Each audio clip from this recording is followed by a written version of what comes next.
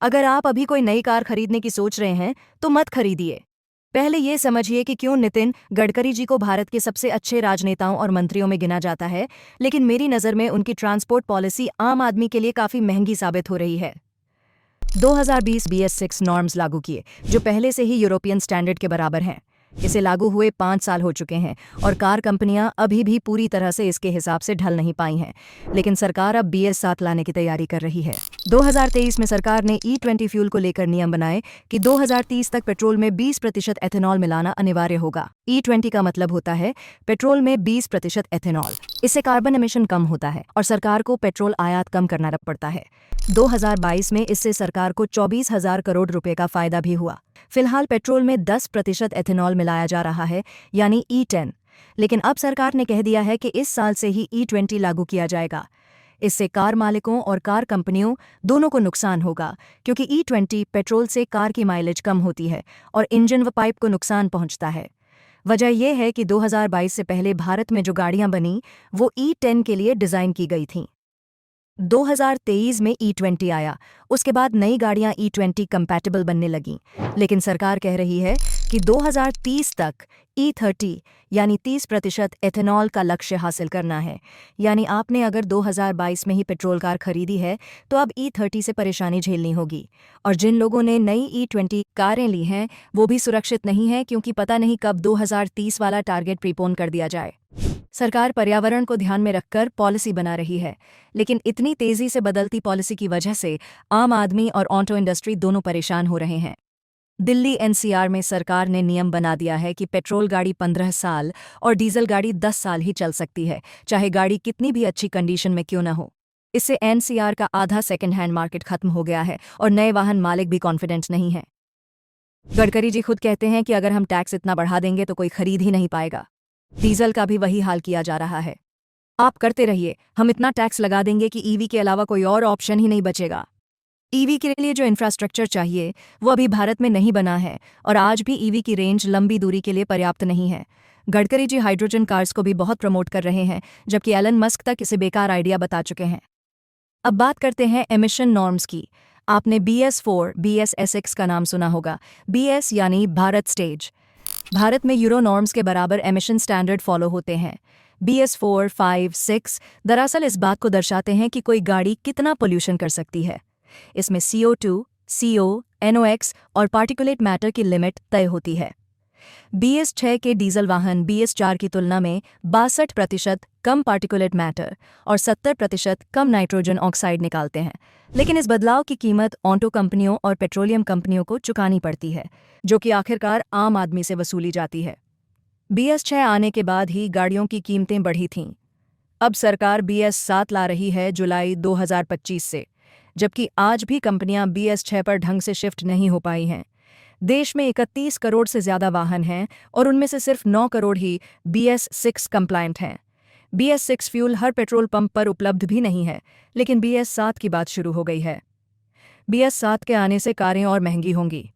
Diesel गाड़ियों पर इसका बड़ा असर पड़ेगा। कई पॉपुलर गाड़ियां बंद हो सकती हैं। BS6 की कारों की वैल्यू भी गिर जाएगी। डीजल गाड़ियों पर गडकरी जी खुद कई बार खुलकर बयान दे चुके हैं कि हम टैक्स इतना बढ़ा देंगे कि इन्हें बेचना मुश्किल हो जाएगा। इतनी अचानक बदलती नीतियों से ऑटो इंडस्ट्री का कॉन्फिडेंस कम हो जाता है और ग्राहकों को डर लगता है कि कहीं आज जो गाड़ी खरीद रहे हैं, कल कोई नया नियम आ गया तो लाखों का नुकसान हो जाएगा। दिल्ली NCR में BS4 गाड़ियों को ग्रेप रूल्स के नाम पर एक रात पहले नोटिस देकर बंद कर दिया जाता है और अगले दिन सड़क पर निकलते ही ट्रैफिक पुलिस 20,000 रुपये का चालान पकड़ाती है। सेकेंड हैंड मार्केट का हाल भी यही है। ऐसी गाड़ी ना बेच सकते हैं ना चला सकते हैं। दिल्ली में विंटेज कार्स का रजिस्ट्रेशन भी अब कुछ महीने पहले शुरू हुआ है। बाकी पुरानी गाड़ियों को या तो किसी और राज्य में बेचो या स्क्रैप करवाओ। स्क्रैप पॉलिसी पर भी लोगों को बहुत गुस्सा है, क्योंकि इंसेंटिव बहुत कम है और लोग इसकी प्रक्रिया से अनजान हैं। सरकार E20 पेट्रोल को लेकर बहुत जोर दे रही है। आजकल आप नई गाड़ियों पर E20 के स्टिकर्स देख सकते हैं, लेकिन लोग यह भी कह रहे हैं कि गडकरी जी एथेनॉल को इसलिए प्रमोट कर रहे हैं क्योंकि उनकी फैमिली खुद शुगर इंडस्ट्री से जुड़ी है। गडकरी जी का तर्क है कि एथेनॉल से कार्बन एमिशन कम होता है और इससे किसानों को भी फायदा होगा, क्योंकि शुगर केन की खेती बढ़ेगी। लेकिन शुगर केन एक वाटर इंटेंसिव क्रॉप है। 1 लीटर एथेनॉल बनाने में करीब 2500 लीटर पानी लगता है, जबकि हमारे शहरों में पहले से पानी की भारी किल्लत है। E20 से माइलेज भी घट जाती है। कुछ लोगों ने देखा कि गाड़ी की माइलेज 20% तक कम हो जाती है, यानी पेट्रोल ज्यादा भरवाना पड़ेगा। इससे पर्यावरण को फायदा होगा या नुकसान, ये सोचने वाली बात है। पुरानी गाड़ियों में E20 से फ्यूल पाइप और पार्ट्स में जंग लगने लगती है। कंपनियां खुद कह रही हैं कि पुरानी गाड़ियों में E20 मत डालिए, फिर भी E20 वाली गाड़ियां महंगी मिल रही हैं। E20 पेट्रोल की कीमत E10 के बराबर है, जबकि एथेनॉल सस्ता होता है। लोगों को कोई सीधा फायदा नहीं दिख रहा। 2030 में E30 आ जाएगा, यानी फिर से गाड़ियों की कीमतें बढ़ेंगी और अभी जो E20 गाड़ियां खरीदी गई हैं वो भी पुराने टेक्नोलॉजी की मानी जाएंगी, जिससे उनकी रीसेल वैल्यू कम हो जाएगी। इससे मारुति जैसी कंपनियों की सबसे बड़ी यूएसपी भी खत्म हो जाएगी, यानी गाड़ियों की रीसेल वैल्यू। अब बात करें ईवी की, सरकार पूरा सपोर्ट दे रही है। खुद गडकरी जी और पीयूष गोयल जी संसद में महिंद्रा की ईवी लेकर आए थे। जब सरकार बाहर से आने वाली ईवी पर टैक्स कम करने की सोच रही थी, तब टाटा ने लॉबिंग की थी कि टेस्ला भारत में न आ पाए। ईवी पर जीएसटी सिर्फ 5% है, जबकि बाकी गाड़ियों पर 28% और 15% तक सेस लगता है। लेकिन फिर भी ईवी महंगी हैं। सबसे सस्ती ईवी भी 8 लाख की आती है। ईवी शहरों के लिए ठीक है, लेकिन लॉन्ग ड्राइव के लिए नहीं। एक तो रेंज कम है, दूसरा चार्जिंग इंफ्रास्ट्रक्चर बहुत खराब है। चार्जिंग के लिए घर में जगह चाहिए, जो अधिकतर लोगों के पास नहीं होती। पार्किंग सड़क पर होती है, चार्जिंग पॉइंट नहीं। चार्जिंग स्टेशंस भी कम हैं, ऐप्स अलग अलग हैं, पर्सनल डेटा देना पड़ता है।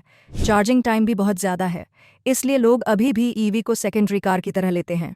ईवी एक इलेक्ट्रॉनिक डिवाइस जैसी होती हैं, अगर खराब हो जाएं तो लोकल मिस्त्री ठीक नहीं कर सकता। अब बात करते हैं कार्बन फुटप्रिंट की। ईवी से डायरेक्ट एमिशन नहीं होता, लेकिन बैटरी बनाने में सबसे ज़्यादा प्रदूषण होता है। लिथियम का खनन बहुत गंदा प्रोसेस है और इसमें चाइल्ड लेबर भी शामिल होती है। लिथियम ज़्यादातर साउथ अमेरिका के ट्रायंगल से आता है और चीन पहले से ही इस पर हावी है, यानी ईवीज पर निर्भरता बढ़ेगी तो चीन पर भी बढ़ेगी। ईवी की चार्जिंग बिजली से होती है और हमारी ज़्यादातर बिजली कोयले से बनती है, तो कितना पर्यावरण बचा रहे हैं ये सोचिए। गडकरी जी कहते हैं कि भारत को 100% पेट्रोल डीजल फ्री करना है, लेकिन जब चार्जिंग कोयले से हो रही है तो इससे पर्यावरण को फायदा नहीं है। सरकार प्राइवेट गाड़ियों पर फोकस कर रही है, लेकिन सार्वजनिक परिवहन की हालत भी सुधारनी चाहिए। पुरानी बसें, ट्रक अभी भी चल रही हैं।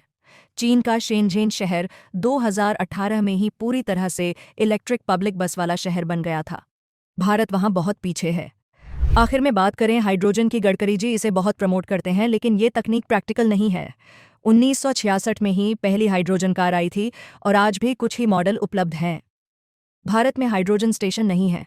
गडकरी जी की गाड़ी तक को हाइड्रोजन फरीदाबाद से मंगवानी पड़ती है।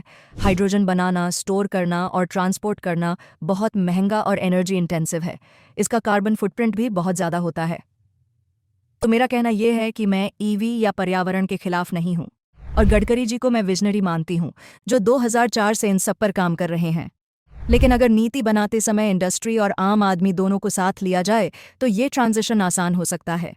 जब तक ये तकनीकें लोगों के लिए व्यावहारिक नहीं बनती, तब तक पब्लिक सपोर्ट नहीं मिलेगा। ईवी क्रांति आ रही है, लेकिन ये एक समय लेने वाली प्रक्रिया है। इसे जबरन तेज करना मार्केट सेंटिमेंट को खराब कर सकता है।